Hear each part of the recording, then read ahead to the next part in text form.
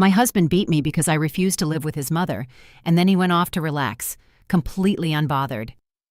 In the morning, he brought me makeup and said, "My mother is coming over for lunch soon. Cover all that up and smile." Hours later, he left for the office, and when he walked into his boss's conference room, he turned pale when he saw me. Before we start, tell me in the comments what city you're listening from. I'd love to know how far this story has traveled. Now, get ready. What you're about to hear isn't just a novel. It's a mirror, and many might not be able to stand their own reflection. The first time Aaliyah Bancroft said no, her lip was split. The second time, her spirit was broken. Aaliyah was 32 years old. She loved morning coffee, books with open endings, and the silence right before everything explodes. She worked from home in a corner of the kitchen where she'd jury-rigged a small office with a borrowed laptop, a backless chair, and an aromatic candle that no longer smelled of anything, but gave her the illusion of having her own space. She was a quiet woman, reserved, one of those people who don't yell when they talk and give everything when they love. She lived with her husband Julian, a man who seemed educated, attentive, and even charming to outsiders. But when the door to their 2-bedroom apartment closed, the story was entirely different. To him, love wasn't a partnership. It was ownership. It was obedience. Aaliyah had learned this through blows, though no one ever knew. That morning, the air in the house felt heavy and dense, as if something was about to give. "I won't allow it, Julian," Aaliyah said, her voice firm but her heart trembling. "I will not live with your mother." He turned from the doorway, his eyes blazing. "Excuse me? We already talked about this." "I don't want her in our house. She already does enough damage by weighing in on everything." Julian approached slowly. His steps echoed like a heartbeat on the hardwood floor. "My mother is not an option, Aaliyah. She's a part of my life. If you don't understand that, then you're out." She took a step back. She'd never seen him so tense. His fists were clenched. His jaw was hard. "Are you threatening me?" "I'm making things clear. I'm the man of this house, and if my mother comes to live with us, you will smile and welcome her." Aaliyah swallowed. For a moment, she thought about giving in, not out of fear, but out of sheer exhaustion. But her body couldn't take any more silence. She couldn't handle any more nights pretending everything was fine. No more. That no was the spark that ignited the inferno. Julian lunged at her without a second thought. No one screamed. No one stopped him. In that house, there were no witnesses, only walls that already knew how to keep secrets. Minutes later, the bathroom was silent. Aaliyah stood in front of the mirror, her face bloodied, her spirit shattered. With trembling hands, she opened the drawer and pulled out an old compact foundation. Tears escaped as she dabbed it over her face. "Don't cry. It'll run," she told herself, bitterly mocking her reflection. The door burst open. Julian walked in with a cup of coffee. "My mother is coming for lunch. Cover up well and smile." She didn't answer. She lowered her gaze, feeling the shame burn her skin like acid. He placed the mug on the counter and went to get dressed for work, whistling as if nothing had happened. The doorbell rang at noon. Amara had arrived. She was loaded down with shopping bags, strong perfume, and venomous comments. "And this is the food?" she asked disdainfully, looking at the served table. "This lacks flavor, honey. In my day, women knew how to cook." Aaliyah swallowed her rage. "I hope you like it," she said, forcing a smile, while an invisible tear ran down her soul. During lunch, Amara criticized the decor, the tablecloth, the silverware, and even the way Aaliyah chewed. Julian listened, nodding. Not once did he defend her. It was as if he enjoyed watching his mother slowly tear her apart. When the visit ended, Julian tied his necktie in front of the mirror and tossed out one final order. "I'm heading out. I'll be at the office late. Don't leave. Don't answer calls. I don't want any trouble." He walked out the door as if he hadn't just broken everything he touched. As soon as she heard the car engine pull away, Aaliyah grabbed her phone. She dialed a number she'd saved long ago, one she never thought she'd use. Her voice was low, but resolute. "Is everything ready?" From the other side, a man's voice replied, "Everything is going according to plan. We're waiting for you." She hung up without another word. She took a deep breath, changed her clothes, wiped off the remaining makeup, tucked some papers into her purse, and left. Hours later, Julian arrived at his office. He walked in, greeting everyone with his usual smile, shaking hands, cracking forced jokes, and pretending everything was normal. He took the elevator up to the executive floor, unaware that his world was about to crumble. "The new owner has arrived," a secretary said without looking up. "She's in the main conference room." Julian quickened his pace. No one had told him about such a major change. A new owner? Who had approved this? He opened the door and froze. There, sitting at the head of the long mahogany table, was Aaliyah. Impeccable, elegant, serene. She looked at him with a calm that chilled his blood. "Hello, Julian." He gasped for air. What are you doing here?" She stood up and walked toward him, never taking her eyes off his. "Let me introduce you to the new CEO of the company, the official heiress, the woman who was afraid yesterday and who holds all the power today."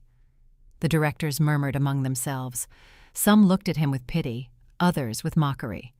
Julian took a step back. "You planned all this?" Aaliyah smiled, but this time not out of obligation or fear. She smiled because, for the first time in a long time, she was doing it without anyone's permission. "This is just the beginning." As Julian struggled to grasp the impossible, Aaliyah took her seat, crossed her legs with grace, and calmly started the meeting. It was as if she hadn't just changed everything, because sometimes the most dangerous thing a broken woman can have is accumulated silence and a chance to speak. The conference room filled with a thick silence, as if the air had been replaced by something denser: fear, anger, disbelief.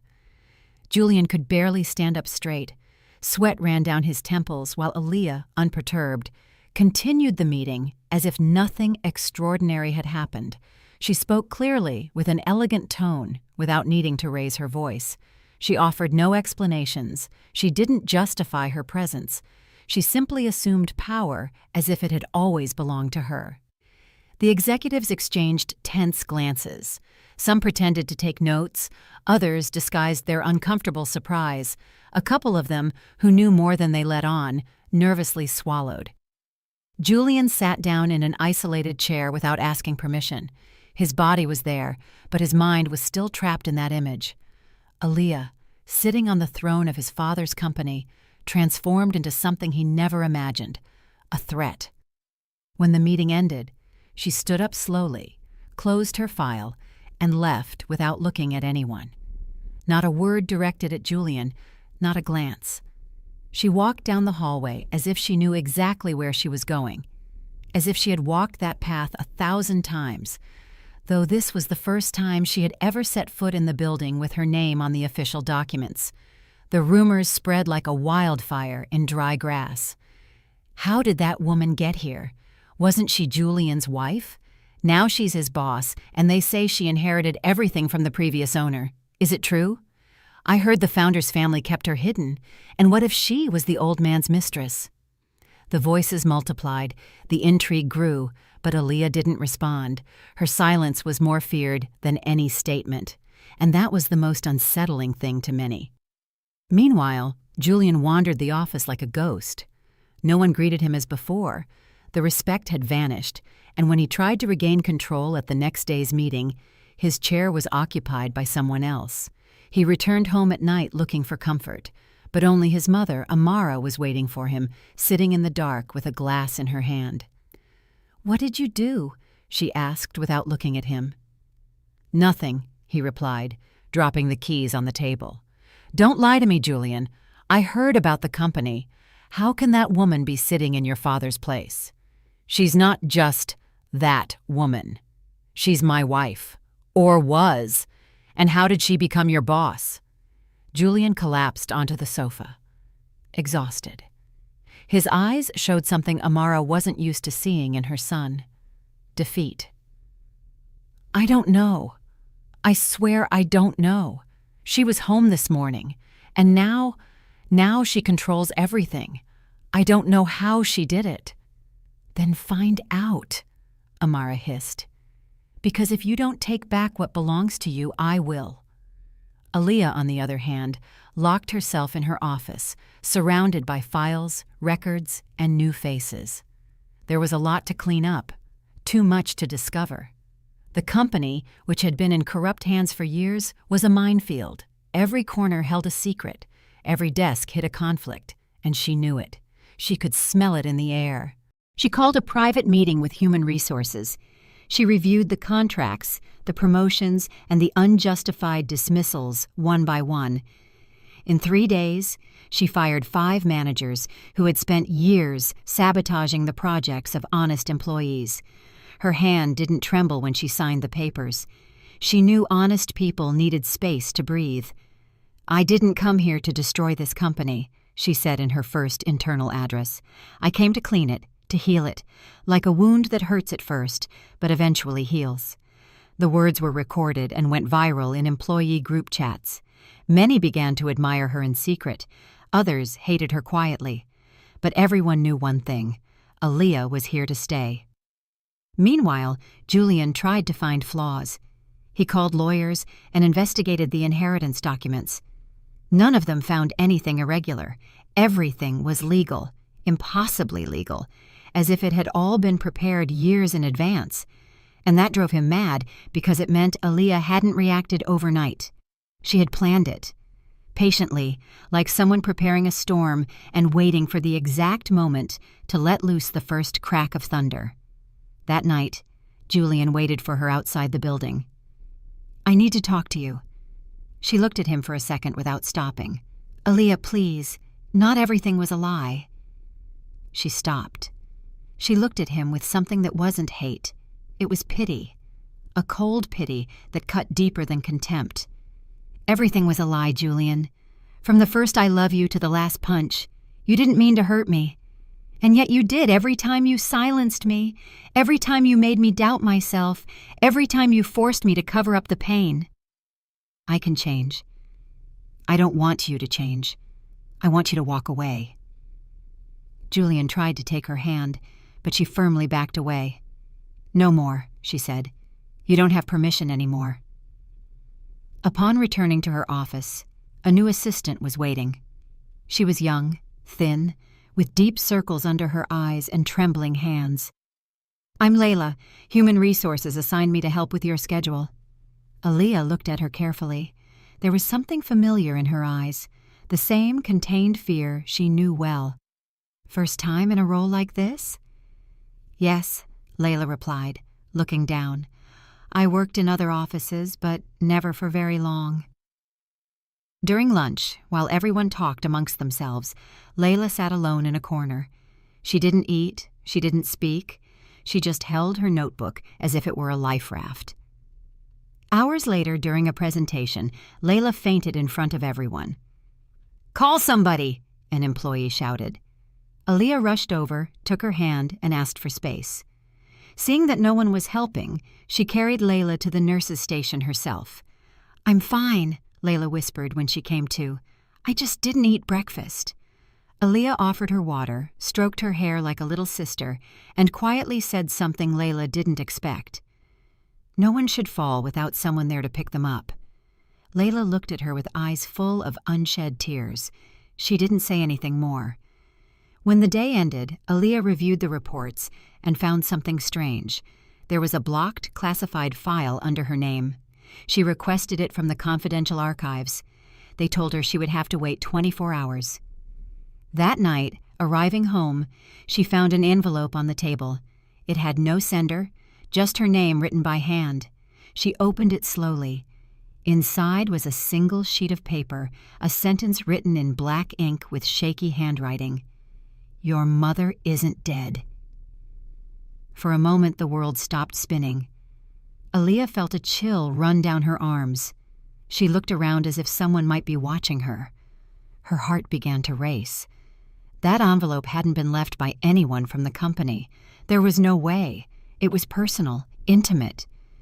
"Your mother isn't dead." The phrase bored into her mind. She'd always been told her mother died giving birth to her. Even the nuns at the St. Mary's Charity Home where she grew up had confirmed it. But now, what if it was all a lie? She sat down slowly, as if the weight of the paper was too much, and for the first time since she took power, Aaliyah felt fear. Not fear of losing what she'd gained, but of discovering what had been stolen from her before she even knew it existed. Because if her mother was alive, someone had silenced her. And in that story, the names began to repeat. Julian, Amara, and someone else.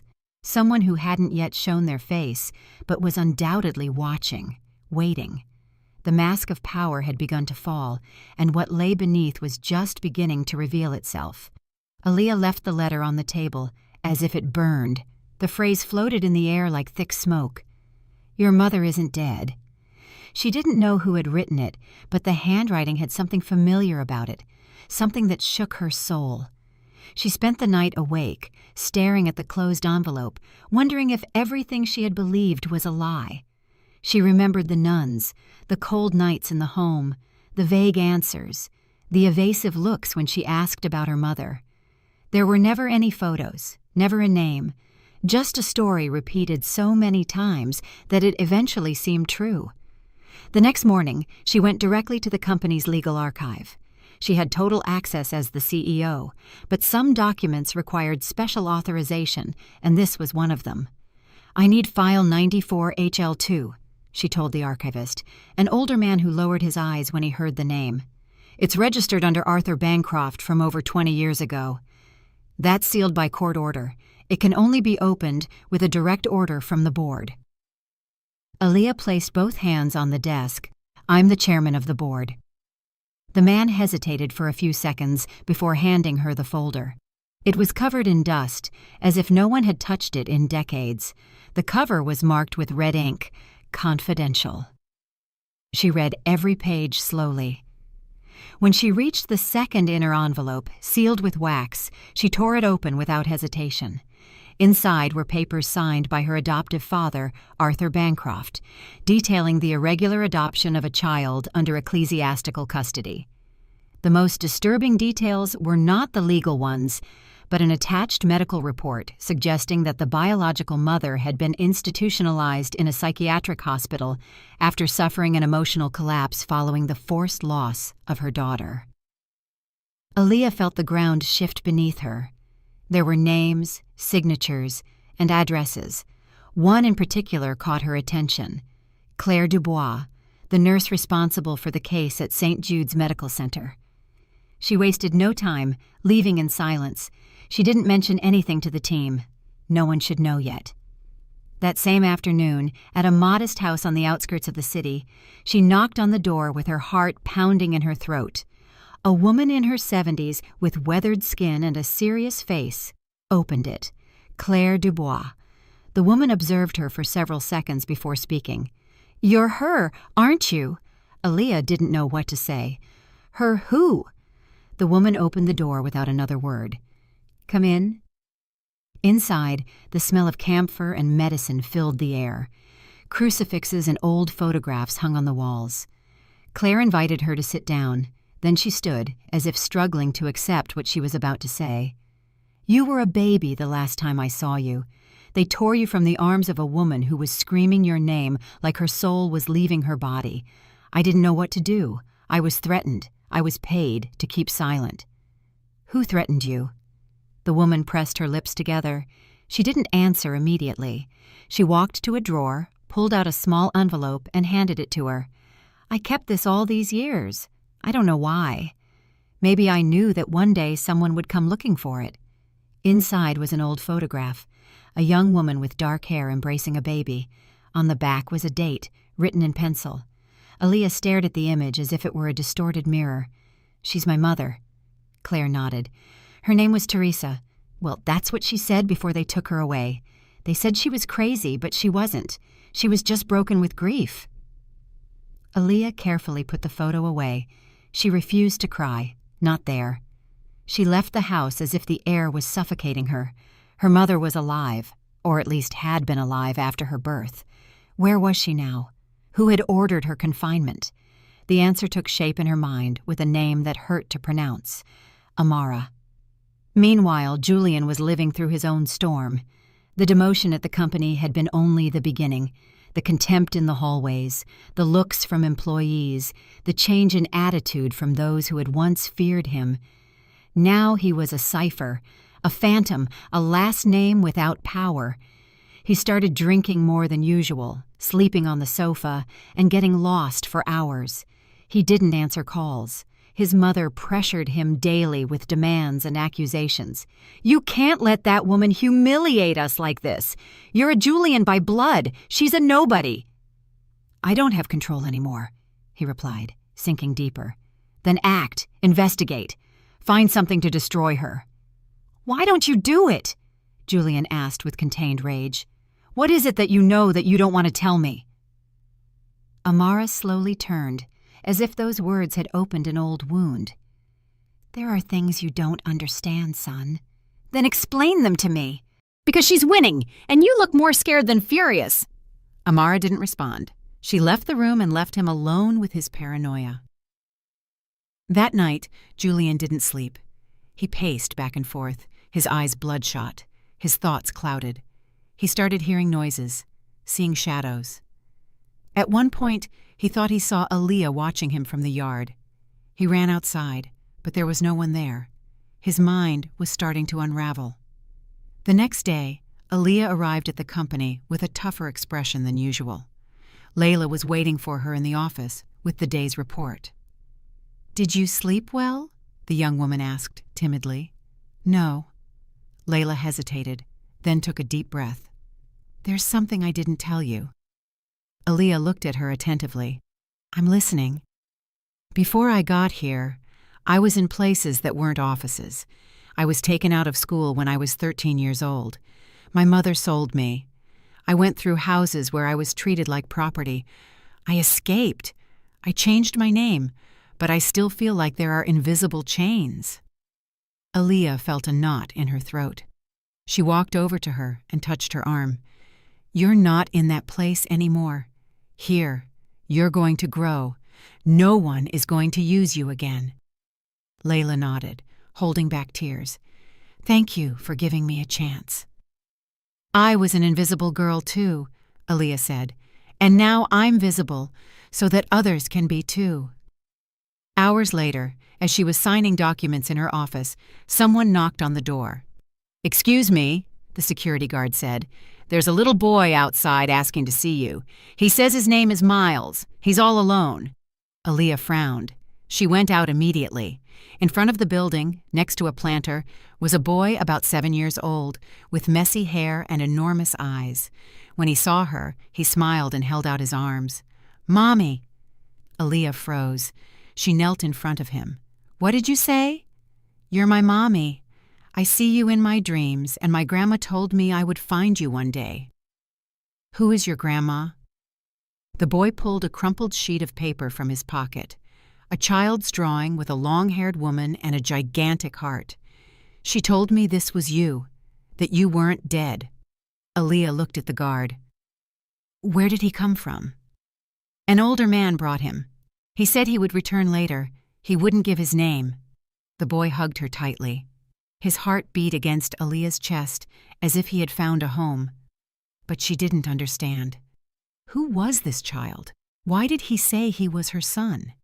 They took him to the building's reception area, where he was put under care. But Aaliyah couldn't stop thinking about him. That evening, she returned to her house. She opened the folder with the latest documents from the archive. One of them fell to the floor as she took it out. Picking it up, she noticed a photograph attached with a paper clip. The image showed a woman kneeling, her face covered in tears. In front of her, a familiar figure held a baby. The face was younger, but unmistakable. Amara. A chill ran through her body like a violent whisper. There she was, with the baby in her arms, while another woman implored, wept, and crawled on the floor. That woman was her mother, and Amara had separated her from her. Aaliyah dropped the photo. For the first time in days, she didn't know what to do. Who was Amara really? What kind of crime had she hidden for so many years? The answer was hidden in the threads that had tied her down since childhood, and now, one by one, they were beginning to snap. But not without noise, not without consequences.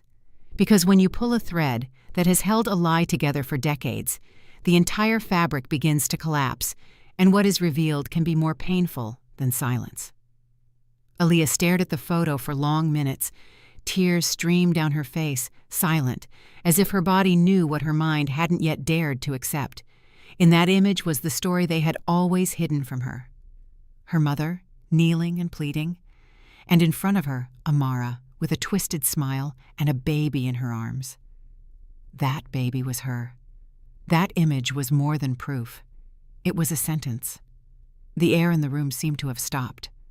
Aaliyah tried to take a deep breath, but something in her chest wouldn't allow it. Everything inside her trembled, not just from the discovery, but from the contained rage, from the years of lies, from every night alone in that charity home, from every time she wondered why no one had come looking for her. She picked up the phone with trembling hands and dialed Julian's number. "Aaliyah?" he answered, surprised. "I need to see you now, in my office, in 20 minutes. Don't be late." She hung up without giving him time to respond. When Julian walked in, he found Aaliyah standing with the photo on her desk. There was no greeting, no courtesy, just an icy look that forced him to close his mouth. "Does this look familiar to you?" He looked at the image, and his face changed completely. He didn't ask what it was. He didn't pretend to be surprised. He looked down like a child caught in a lie that was far too old. "Why didn't you tell me?" she asked without raising her voice. "How long have you known the truth?" Julian didn't answer. He clenched his fists, unable to hold her gaze. "From the beginning, Aaliyah. I knew from the very beginning. My mother asked me not to say anything." "Of course she did. Because to both of you, I was nobody. I was just a tool, something you could mold, someone with no past, no history. That's not how it was. Then how was it? Did you love me? And yet you kept silent while your mother destroyed mine? I didn't know everything, only parts. I found out after we were married. And you didn't say anything." "I was afraid of losing you," Julian murmured, and for the first time he seemed sincere. "You knew I wasn't anyone to you, but you were afraid that one day I would be more than you." The phrase cut through him like a knife. There were no shouts, no argument, just that truth spoken in a quiet voice. Julian left without another word. He knew he had lost everything. That night, Aaliyah didn't return home. She checked into a hotel far from the company, far from everyone. Insomnia kept her company like a shadow, and when she finally closed her eyes, she didn't rest. She dreamed of her mother, of that image, of the echo of a cry that wasn't hers, but felt like her own. The next day, Layla found her pale, with sunken eyes. "You haven't eaten anything," she said softly. "I'm not hungry." "You're going to get sick." Aaliyah didn't reply. Layla closed the file in her hands and sat in front of her. "You saved me when no one else saw me, and now that you're like this, I feel like I don't know how to help." Aaliyah looked at her for the first time in hours. "No one can help me. I have to do it alone." Layla hesitated. Then, in a low voice, she added, "I thought that too, until you arrived." Those words didn't cure anything, but they offered some warmth, a reminder that in the midst of so much darkness, something different could still be sown. Hours later, Aaliyah made a decision. She reviewed the documents in the file she still hadn't finished reading. On one of the last pages, a name appeared that she hadn't noticed: Elias Fountain, biological father, status, missing. She investigated, searched official records. Nothing. He had been erased from the map, as if he had never existed. But then, among the hospital papers, she found a handwritten note, undated. Detected in marginalized areas of the West End district. Refused medical attention in a state of homelessness. Without a second thought, she went to the district. She walked through alleys, asked at community kitchens, and showed an old photo found in the file. Many ignored her. Others knew nothing, until a woman with a raspy accent pointed with her chin toward a bench. "That one over there is Elias. Sometimes he babbles, says he lost a daughter." Aaliyah approached with slow steps. A man covered in old blankets, with a long beard and a dull gaze, was watching birds eat crumbs. "Elias Fountain." The man didn't respond or look at her. "Elias, are you from the courthouse?" he suddenly asked in a worn voice. "No, I'm Aaliyah Bancroft." The man slowly turned, his eyes filled with tears before his face could process it. "Aaliyah," he whispered, "my baby girl." She froze. "You know me?" "I searched for you all these years. Your mother, she fought so hard for you." "Where is she?" "She's alive, but I don't know how she is now. The last time I saw her, she couldn't remember me." Aaliyah sat down next to him. For minutes, they said nothing, just sharing the silence of those who have been mutilated by time. "Why didn't anyone tell me?" she finally asked. "Because your mother's family hated her. They said she was a disgrace. They were ashamed of me for being poor. They wanted to erase me, and they succeeded. They threw me onto the street, they locked her up, and they took you away as if you were a piece of trash." The tears were no longer hidden. They fell without resistance. He awkwardly took her hand. "I'm sorry, I couldn't save you." "It wasn't your fault," she murmured. "Now I want to find her." She returned to the company with a single idea in her head: to go to the psychiatric hospital. She confirmed the name, Willow Creek Center. Teresa had been institutionalized there for years, according to reports, suffering from dementia. No one visited her. No family member was registered. Upon arriving, the place looked like a disguised prison. Gray walls, locked doors, indifferent staff. "Who are you looking for?" "Teresa." "I'm her daughter." The nurse looked up, surprised. "She doesn't get visitors." "She does now." They took her to a small room. There, sitting in a wheelchair, with a vacant gaze, was her mother. White hair, dull eyes. She seemed distant, as if her mind floated in a place no one else had access to. Aaliyah walked closer. "Mom?" The woman looked at her but didn't recognize her. "You're new. Are you going to bring me tea?" "I'm your daughter, Mom. I'm Aaliyah." "Aaliyah," she repeated in a flat voice. "What a pretty name." Aaliyah knelt in front of her. "I'm here. No one is going to separate us again. No one is going to hurt you again." The woman extended a trembling hand and touched her cheek. She smiled for an instant. Then she returned her gaze to the window as if the moment had only been an echo. Aaliyah hugged her tightly, tenderly. She felt something break inside her. It wasn't sadness. It was liberation. It was the wound closing, not because everything was fine, but because she wasn't alone anymore. "Don't worry," she whispered. "Now I'll take care of you." And in that embrace, the victim stopped being a daughter and became a mother, a refuge, a living justice. The truth cannot be covered up. It can be hidden. It can be disguised. But one day it inevitably returns to look you in the face, and when it does, it demands to be spoken, even if it hurts, even if it burns, even if it destroys everything that seemed firm. Because only from that destruction can something new be born, something that no longer needs lies to sustain itself. Only the truth, however cruel, however necessary. Aaliyah returned home with a tense body and an exhausted spirit. She still smelled her mother's perfume on her clothes, a mix of aged lavender and despair. Her hands were shaking, not from weakness, but from contained fury. She showered without turning on the light, as if she needed to erase every trace of the past before continuing with what was to come. She didn't want compassion or pity. She wanted justice, not in courtrooms, not with lawyers. She wanted to expose the truth, to show the open wound, to let the world see the face of the person who had destroyed so many lives from the comfort of their privilege. And for that, there was an exact date, the company's annual benefit gala. Ironically, it had been Amara's idea, a luxurious evening with live music, public donations, and cameras broadcasting live.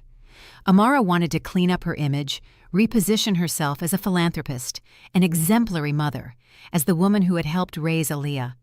She even said so in the invitation, with a hypocritical smile and open arms, like someone trying to redeem herself without paying the price. Aaliyah accepted immediately, but not to honor her, and certainly not to thank her. She was going to use Amara's own stage to strip her bare in front of everyone, not with shouts, not with hatred, but with evidence. Meanwhile, Julian was sinking. The demotion at the company had been only the beginning. The contempt in the hallways, the looks from employees, the changed attitude of those who once feared him. Now he was nothing. A shadow, a name without power. He started drinking more than usual, sleeping on the sofa, and disappearing for hours. He didn't answer calls. His mother pressured him with demands and complaints, but he no longer had answers, not even for himself. One night, he showed up at Aaliyah's house. The door was locked, but he knocked hard. When she opened it, she found him stumbling, drunk, hollow-eyed, broken. "I need to talk to you," he slurred. She hesitated for a few seconds, then stepped aside, not out of compassion, but strategy. 5 minutes.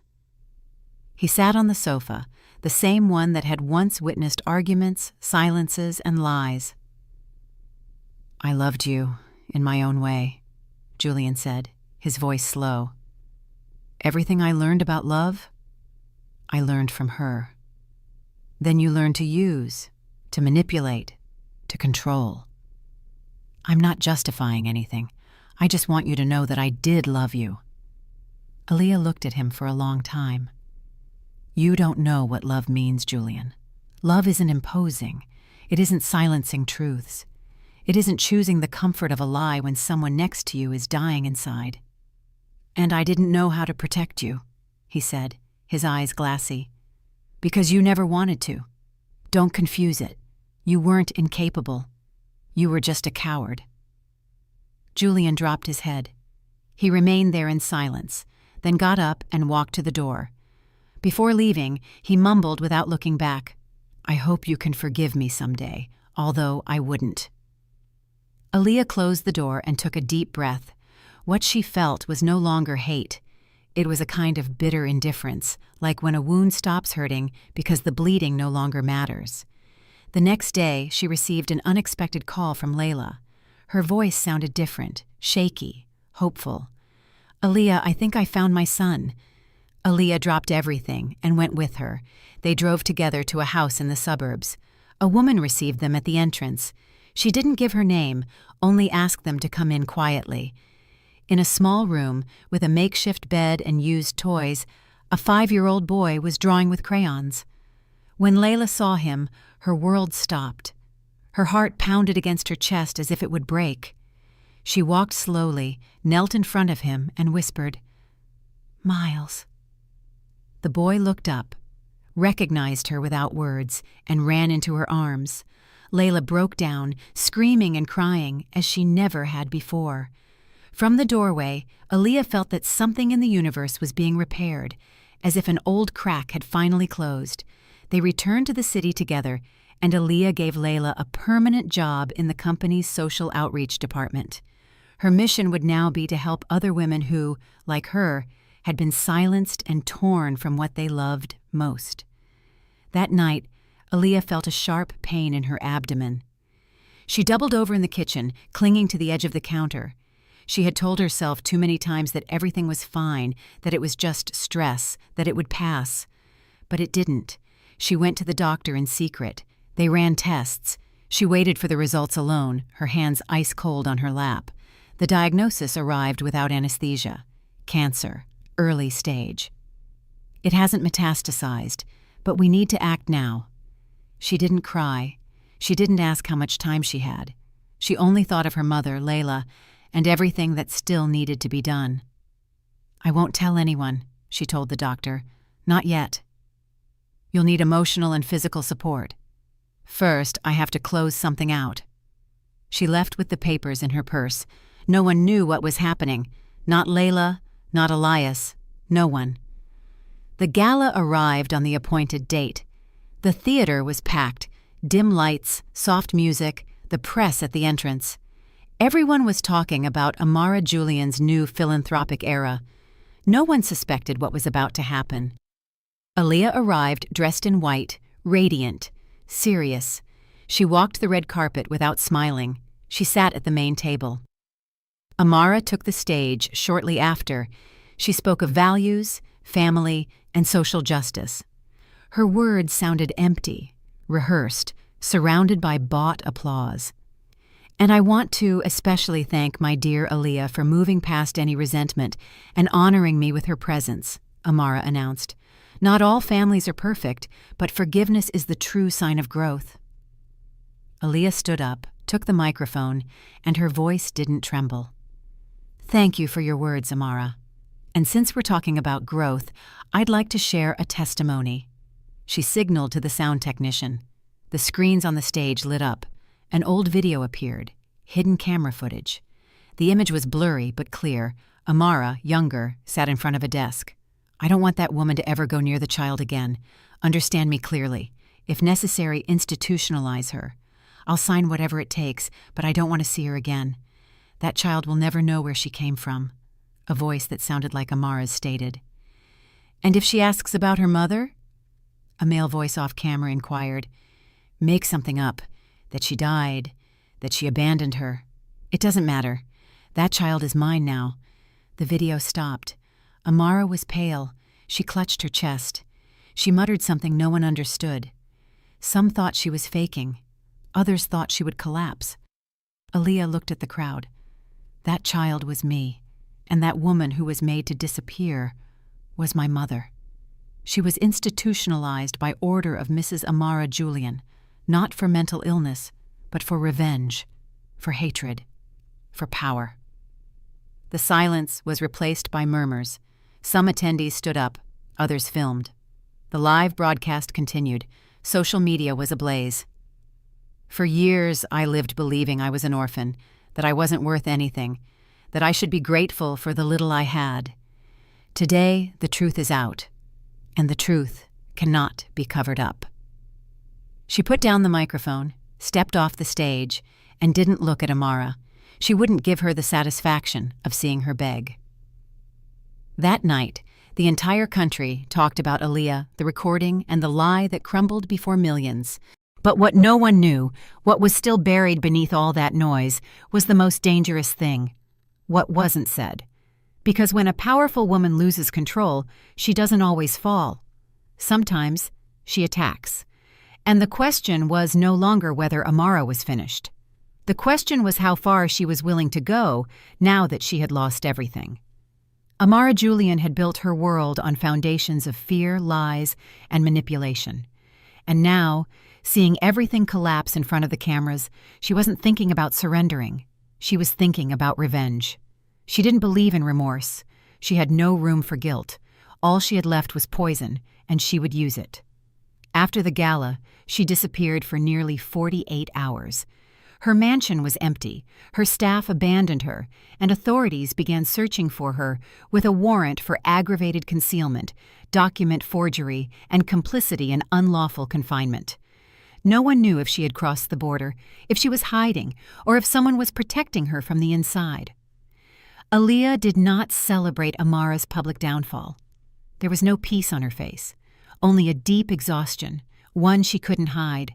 Each day was a battle between rage and fear, between duty and fatigue. The illness advanced stealthily while she pretended to be strong in front of everyone. Layla became her shield.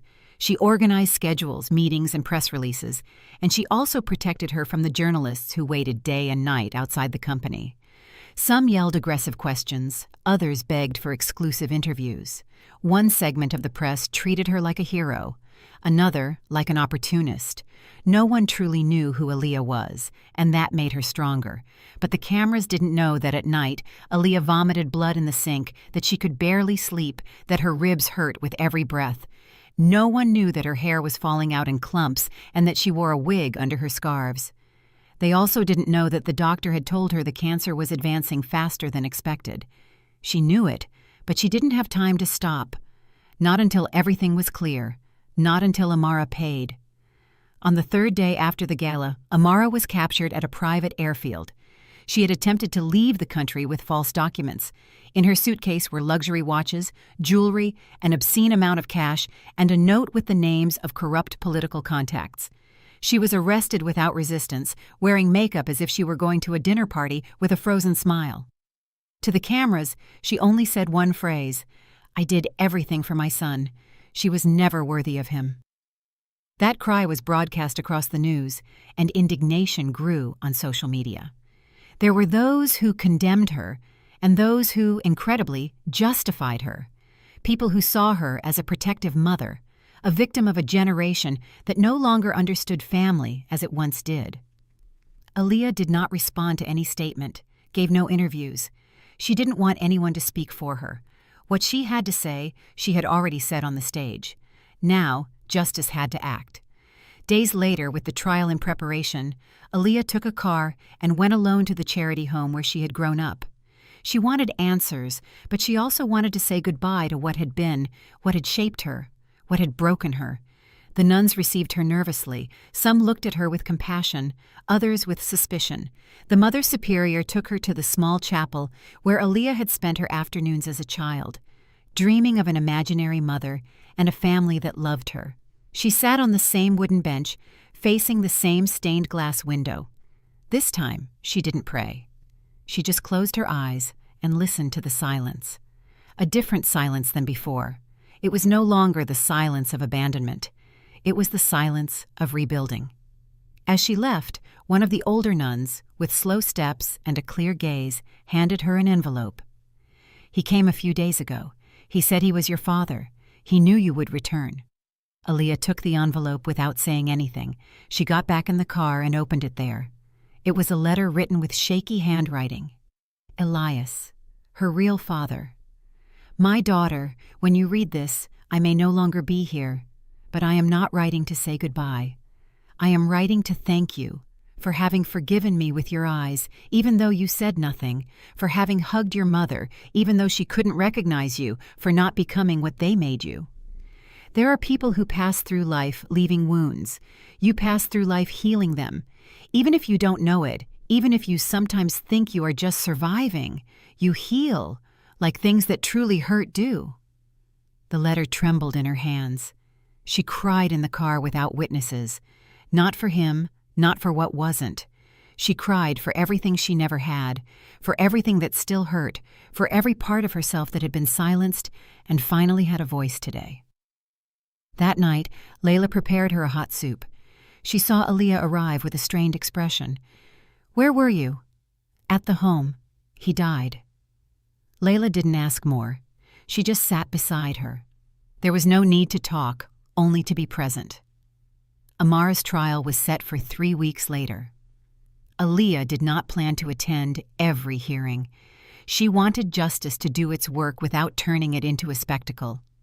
But something changed her plans. At midnight, a call woke her up. The number was blocked. She answered with a sleepy voice. "Aaliyah, it's me," Julian said. His voice sounded desperate, broken. "What are you doing calling this late?" "Forgive me. I don't know how to tell you this. I need to see you. It's urgent." "Tell me. What's wrong?" "I'm outside. Don't hang up." He hung up before she could respond. Aaliyah got up, put on a robe, and went to the door. She saw him from the window. He was standing next to the car with something wrapped in his arms. She opened the door slowly. "What is that?" He was trembling. "It's Miles." Aaliyah felt her heart stop. "What did you do to him?" "Nothing. I didn't hurt him. I just wanted to leave with him. Go far away. Start over. I'm sorry. I couldn't do it. I couldn't walk away. The boy was sleeping, wrapped in a blanket. Give him to me, she ordered. Julian obeyed.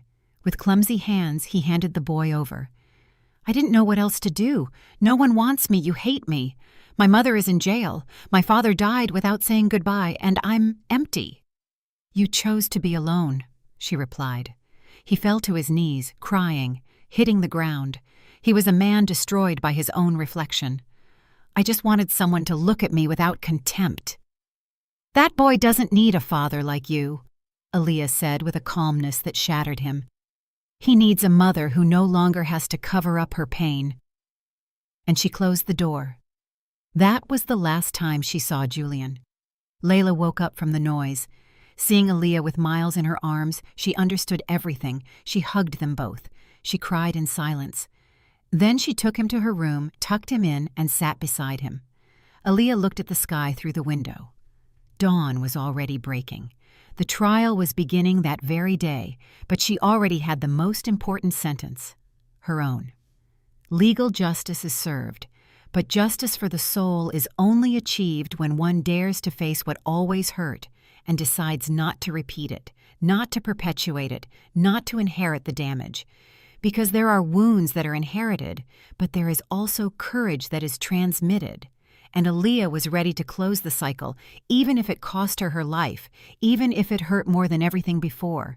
She was ready for what was to come because there was nothing left to hide, no more price to pay. The silence was over, and the voice of all those who could never speak was finally being heard. Amara Julian's trial became one of the most covered in the country. Each testimony was a stab against the image of an exemplary mother she had built for decades. The lawyers tried to deflect the focus, alleging senile dementia, emotional blackmail, and pressure from third parties, but the recording, the documents, and the declarations of direct witnesses were irrefutable. She was convicted on multiple charges, including identity fraud, aggravated unlawful confinement, and abuse of power. She showed no remorse. She didn't even cry. She walked out in handcuffs with her head held high, still convinced she had done the right thing. The press waited for Aaliyah outside the courthouse, but they didn't find her. She didn't attend the final hearing. She was in the hospital, receiving the last round of chemotherapy. Her body ached, her skin burned, her hair was nothing more than a memory, but inside she was clean. The poison was gone, not the cancers. The other, deeper poison, the one called fear. Years passed. 3, then 5. The city changed, and so did the company. Aaliyah was no longer spoken of as a broken woman. Now she was named as a symbol, a survivor, a reference point for truth.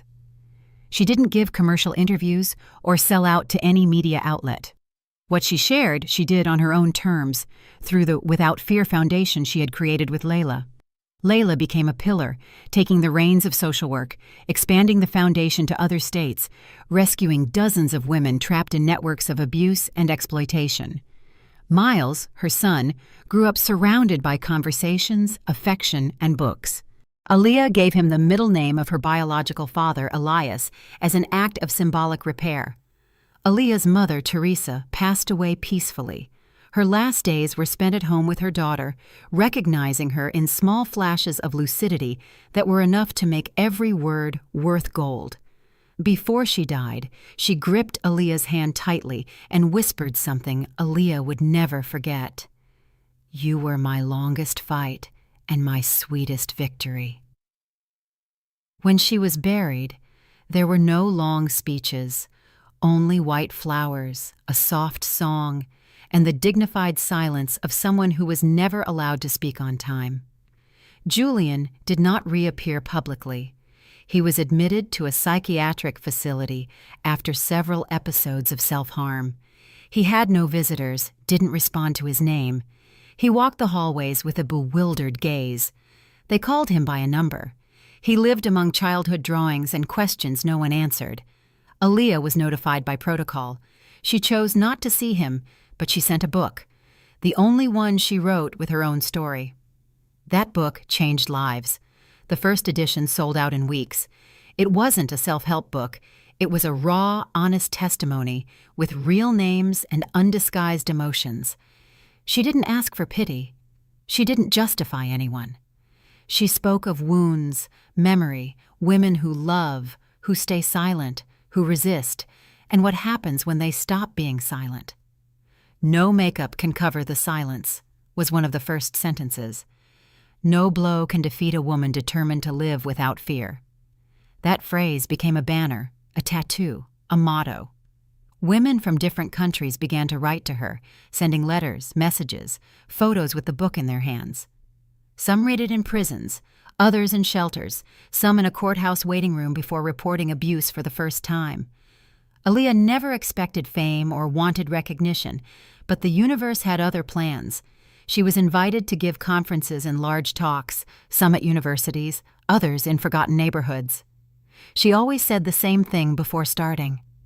"My story is not the hardest or the most tragic. It's just a story that was lucky enough to find a voice in time. There are others who aren't so lucky, and it is for them that I keep speaking." At one of those conferences, at the end of the presentation, a woman approached with a teenager by her side.